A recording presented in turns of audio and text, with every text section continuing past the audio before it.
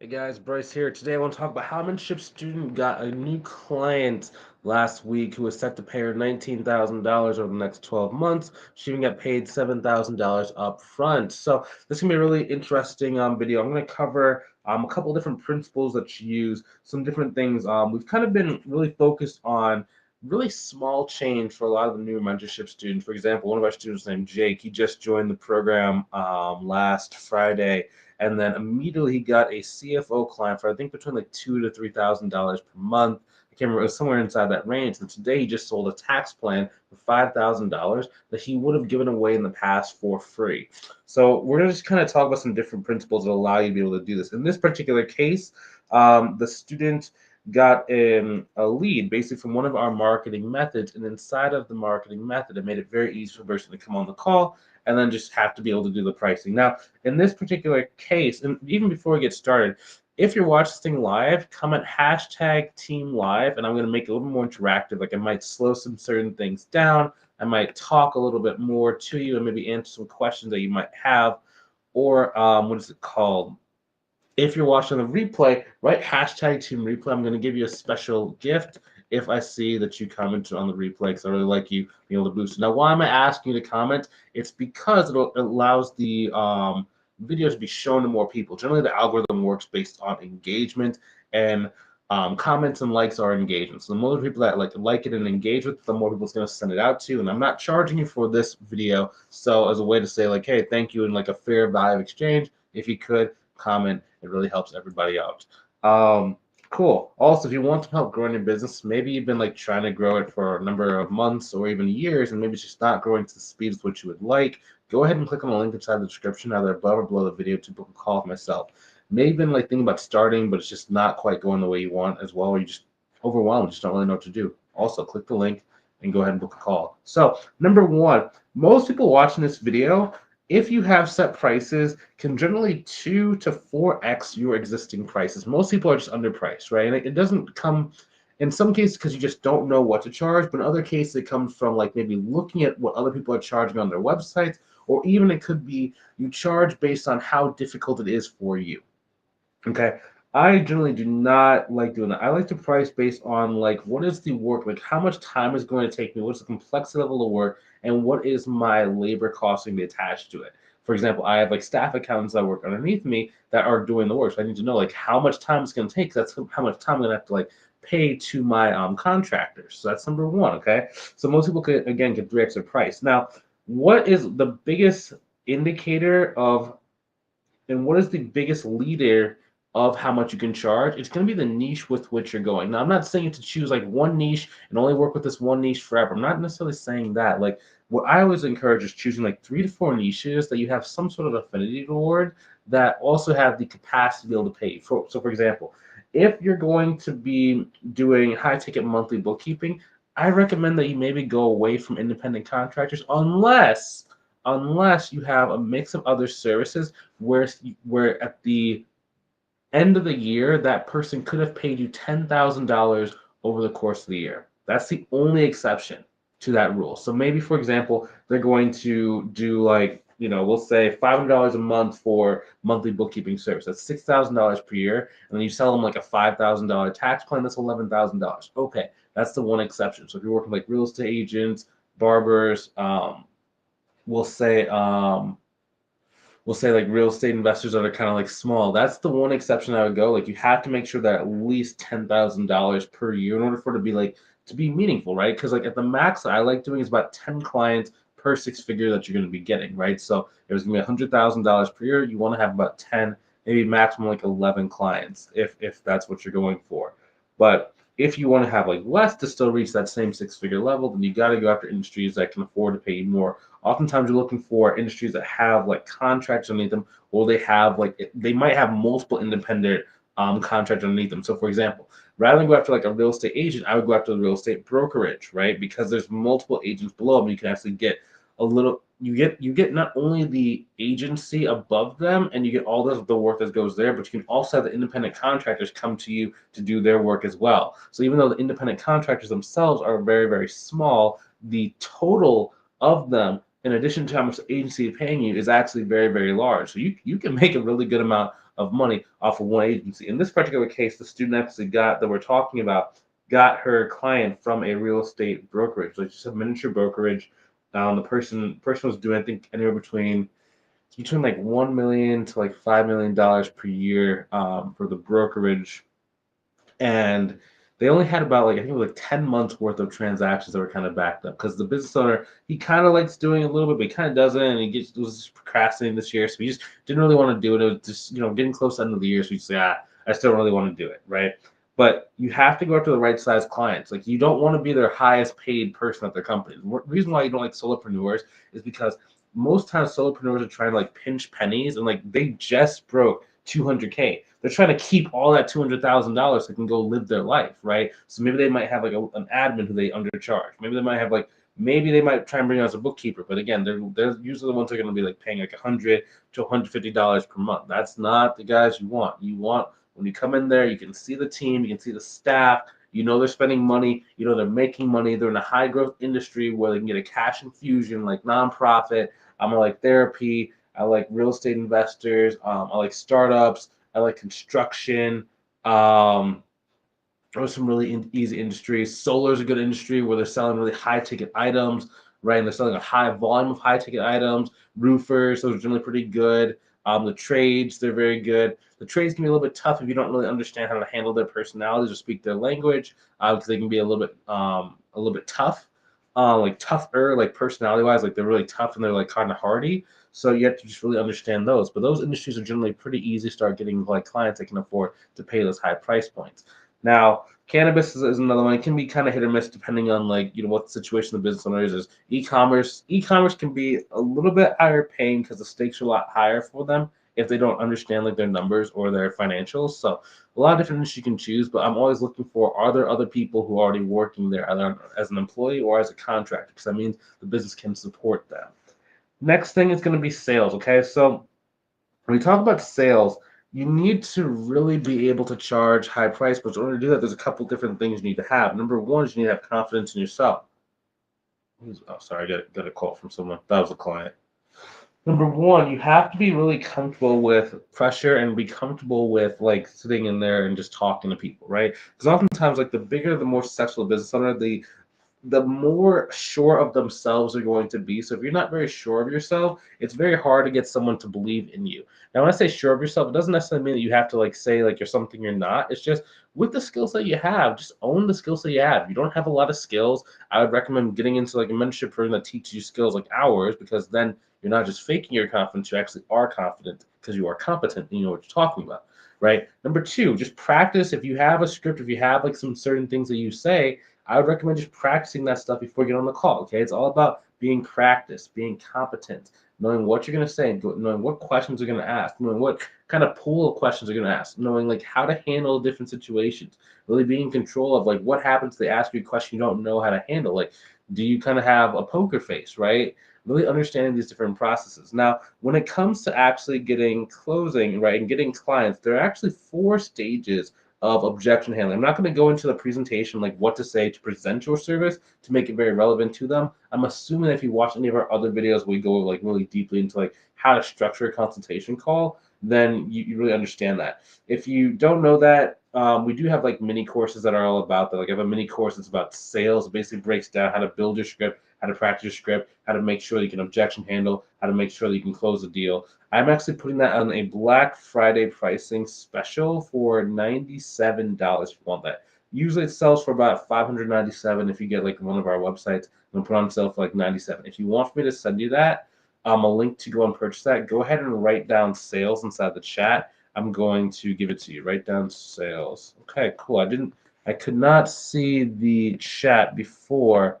So I actually, I'm gonna recognize some of you guys. So I see Derek is live with us now. Good to see you, Derek. It's been about a year since the last time we spoke, man. Looking forward to, if you want, man, if you want to go and get some more money, we should probably work together sooner or later. Like I told some people, I'm gonna be here for years. But the sooner you want to get 6 figures, I'm like right here for you. I see Tim Lawson. He said, "Good afternoon, Tim. I just accepted your friend request today, Tim. I just saw you joined our Facebook group, so welcome to our lives. Look forward to meeting you." See Richie Phillips, CPA, said Team Live. So nice. We have some pretty good, got some good people on the live today. Cool. I see someone typed in sales, so I'm gonna go and send you that link to that. Probably tag you inside that. I wasn't prepared to actually share that link today, so I'm actually going to share it with you. I'll send you a link to that afterwards. Cool. Sales, sales, sales. Yeah, because that's the biggest thing.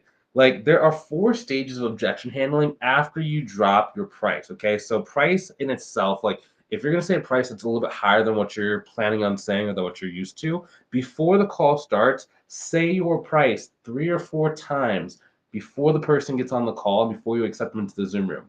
Now, that's assuming you know what to price out. I assume that you like have a pricing calculator. If you don't have a pricing calculator, join a program that has one. I'm always partial to mine because like we spend a lot of money like making it. We also have like a miniature app that we're developing for our pricing calculator. Let me know in the comments if I made a pricing calculator and I put it out there for like $37 per month. So basically, I give you access to the app and you can actually like utilize and have access to it for like $37 a month. Would that actually be helpful for you or not?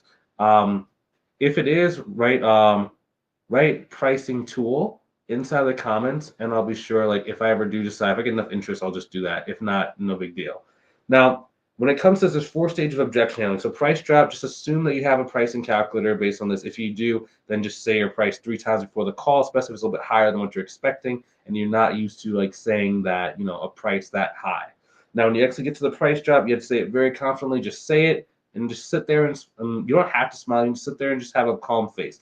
If you're not used to sitting and like keeping your face calm, put your hand over your mouth or drink a bottle of water. Okay. Reason why the water is so important is because they can't see your face and it causes you to slow down because you can't talk while you're drinking your water. And it causes you not to be like able to over talk. One thing that's going to lose a lot of deals is if you say your price, you just start rationalizing why someone should be able to kind of like talk and why someone, yeah, just don't rationalize like why someone should like pay the price. Don't rationalize, how you came about it. Don't rationalize that it's reasonable. Don't say if it's too much for them. Just drink your water and just relax. Just relax. Okay. Business owners that are successful are used to having to spend a lot of money. Okay. And they think about it very logically. They don't have like the same kind of like fear that maybe like you would have if you had to pay someone $20,000, right? It's just another day at the office for them. So just be calm, collected, and relax. Awesome. So cool. So the next thing is going to be the first thing you say your price, you're generally going to get some sort of smoke screen. Now, in a lot of cases, it's not necessarily going to be because they don't want to pay. It's just they're going to like have something like they need to think about it, or they might say like it's expensive, or they might say something like, "Oh, I don't know," right? And that's normal. They're just thinking out loud, right? So the first thing you do is you just like sit there and be quiet. After that, you need to say like, okay, so how do you mean by that, right? Because you need them to start explaining like what is the actual thing behind it, right? What do they actually need to think about? Is it a timing objection? Is it really they don't have the cash flow because they just spent all their free cash on something? They have to go and like maybe get a loan. If they're maybe like a newer business owner, like maybe they wanted to pay this using like credit or whatever, but they just like use all their credit reserves. Like what is the actual thing that's going to cause them to really be the objection that's actually being said, right? So once you understand that, now you can start getting that on the table and it makes things very easy for you to start countering them, okay? So next thing is going to be once you have the real objection, we start moving into the objection phase. So inside the objection phase, if you do your sales call correctly, like you'll only get logistical objections. Logisticals can be more about like they have to move money around or like more of like they want to do it and it's very logical why they either can't do it or why they're like pausing at this very second.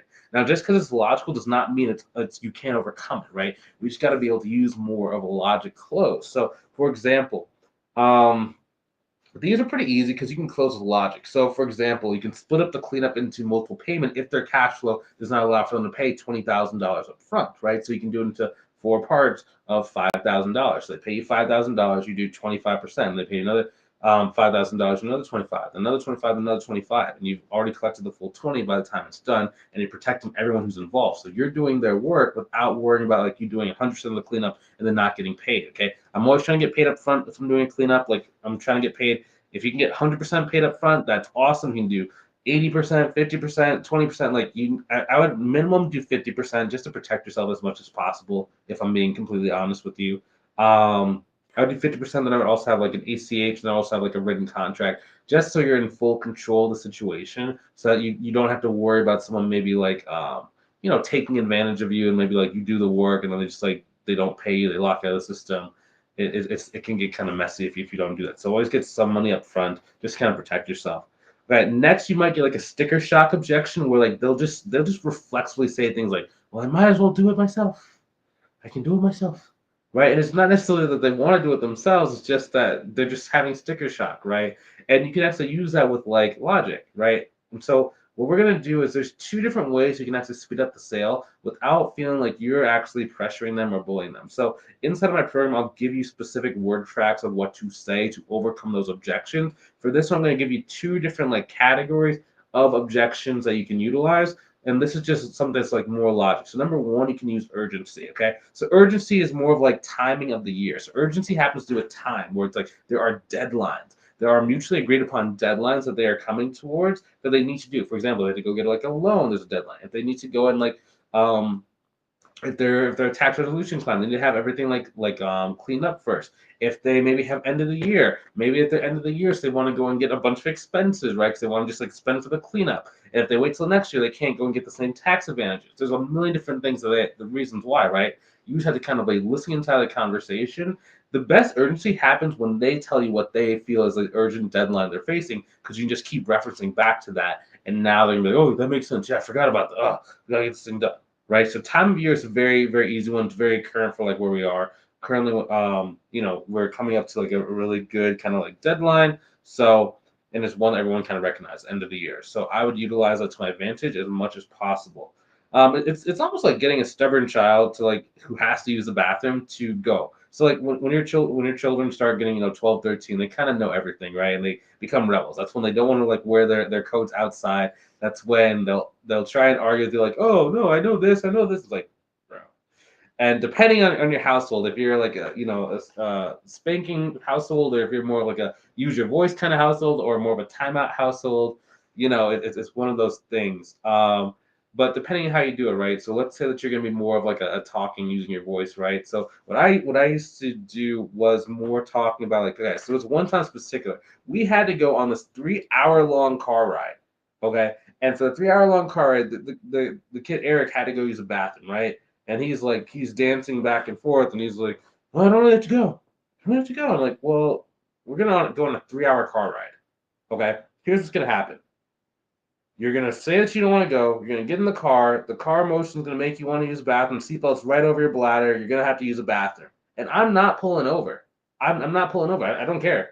So what's gonna happen is 20 minutes, 30 minutes, 40 minutes in the drive. We're only a third of the way there. You're probably gonna pee your pants, right? And to kind of show you that I told you so, I'm gonna make you kind of like sitting there. You might get a little bit of a underwear rash. I don't know.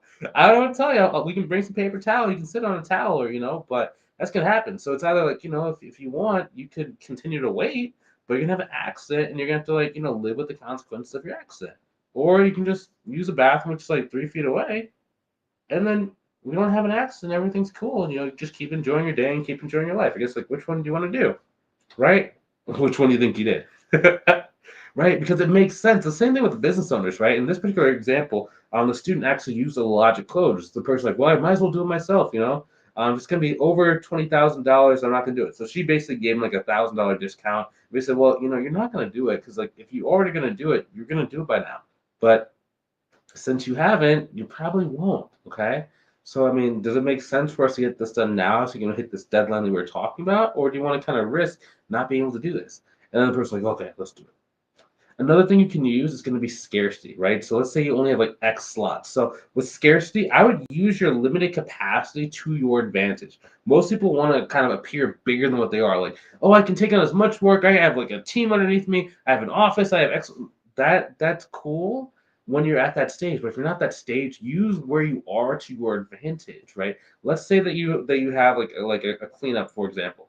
You probably only can do, depending on like your workload, you probably dedicate probably about 10, 20 hours a week to multiple cleanup projects, 20 hours a week, I'll say, right? If you're still working your job, if you have kids, right? So you could probably only take on like 1 to 3 cleanups at a time. So tell the business owner that. Okay, so I have 2 other cleanups right now. You're gonna be the third, and I can only handle 3, right? And I'm getting a number of like calls right now because my partners are delivering clients to me, and I'm getting a lot of leads calling me on the phone. I want to be able to help you out, but again, like if you go and wait, like there is a possibility that I'm not going to be able to actually work with you until after XYZ deadline, right? So now that's 2 things. So there's a deadline, and you're not going to be there. Now, if you've done your consultation call correctly, they're going to assume that you're the right person for the job and they're going to really want to work with you. Okay, so by doing this takeaway now, it absolutely makes sense. Now, of course, if they don't want to work with you and they're kind of on the fence, that scarcity is not really the best option. Like, so you have to really be skilled if you're going to use scarcity, but it is something that you can use and is like really good. Another thing is same thing. Like if you only have X number of like slots for maybe your tax planning or yeah your tax advisory kind of services, right? Utilize that. It's truthful. It's truthful. If there's a capacity, use the capacity. Okay. Next, negotiation. That's pretty simple. Negotiation does not have to mean that you are lowering your price. It could be like we kind of talked about, splitting up the cleanup. It could be you get a percentage up front. It could be that you do part of the cleanup now, and you come back at the end. It can be a million different things you can do. You can even do like skip the cleanup, just do the monthly work, and start from where you are right now, and then just kind of go. Depending if their books are okay. If their books are like terribly trashed and they just have nothing, it's like that can be kind of hard. So it just depends. But be creative when it comes to this. It doesn't have to be you just discounting your price. Next thing can also be the close. Okay, so I like doing proposal while I'm on the call. I like doing cash, credit, or whatever, right? I like collecting the income, and then I give them the contract, the official contract, right? So proposal basically just lets them know exactly what you're doing. It can also be an engagement letter. You get the cash before you start doing any kind of work, okay? You get the cash, protect yourself, and it increases the urgency of them following the stuff you need to do. Then you give them the contract because now they have a little bit more urgency to do the contract because you can't get started until the contract is signed, but you already have their money, right? So now they're like, okay, well, I want to get this stuff done, so I'm just going to sign the contract as quickly as I possibly can. And just really, really, really, really easy. Okay? So, cool, cool. So, hopefully you learned something new inside of this call. I'm gonna keep this video a little bit shorter. Generally, when the video gets about like 25 minutes, Facebook shows it to less people, so I want to keep it as like as visible and viewable as many people as possible. So, if you want some help growing your business and maybe been trying to do it for a little while, but it's just not quite going the way that you're thinking it should, or maybe you're thinking about getting started, but you just don't know where to start because there's just a million different ways that you can go. Go ahead and click on the link inside the description, either above or below the video. Book a call with myself, one member of my team, to see if I can help you inside of our paid training program. Okay, we can't help everybody. Like, we just, number one, don't have that much capacity. We only accept about 10 to 12 people maximum per month into our programs. The reason why is because I just want to make sure that I can actually impact you as deeply as I possibly can. And if I have like a million people that we're working with, it just doesn't work the same way. Okay, so I want to keep personalized. I want to keep success rate very high. I want to make sure we can give you like some pretty impactful results. So if you want to see if you're a good fit for the program, go ahead and click the link inside the description above or below the video. Book a call. Let's see if we can help you out. Okay, take it easy. Talk to you soon. Have a great rest of your day.